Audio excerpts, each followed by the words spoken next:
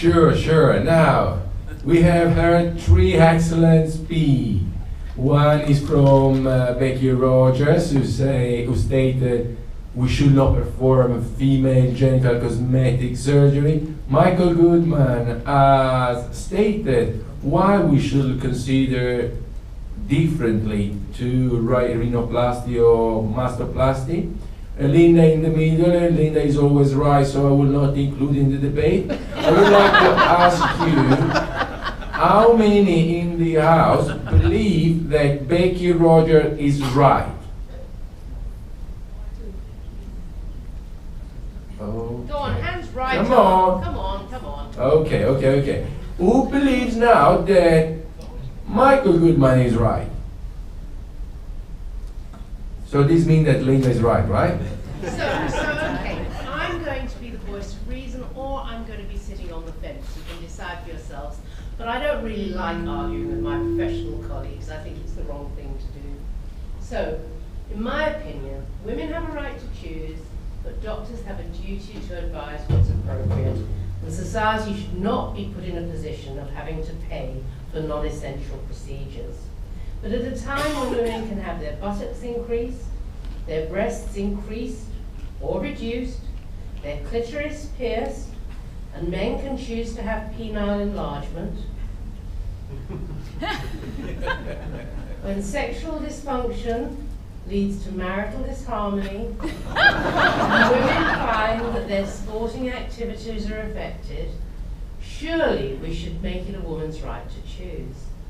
However, we need to be very careful in not allowing children or underage women to have procedures that cannot be reversed.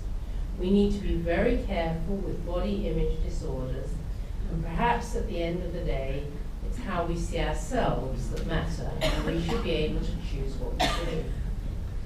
But the FIGO ethical opinion paper published this year is very sensible indeed and should guide us all.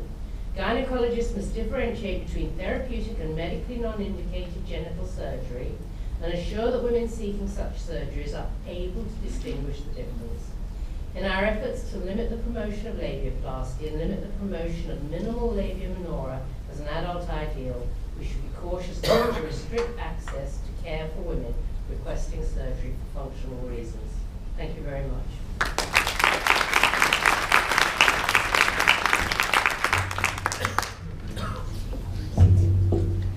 I have a set of rebuttal slides that I'm going to forego, because I know when I'm in the audience, I get pissed if the session ends and I didn't have a chance to ask my questions. So I'll forego that. Are there any questions? For any of us?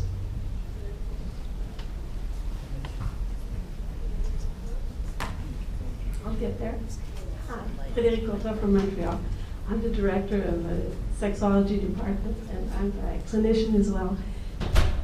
Thank you for this debate. You focused very much on the justice and on body image.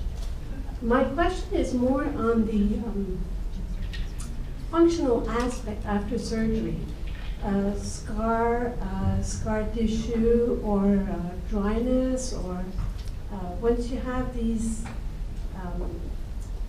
very impressive labia reduction, do they have more irritation with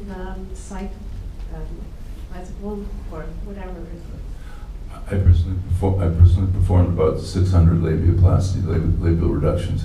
Colleagues in my group have performed about 5,000 altogether. We're not seeing this at all.